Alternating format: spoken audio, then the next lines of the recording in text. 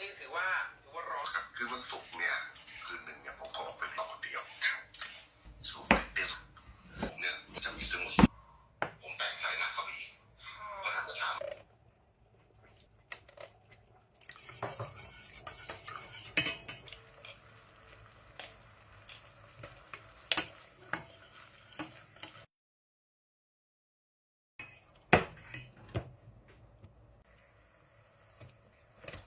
นะคะเพราะว่าเราจะ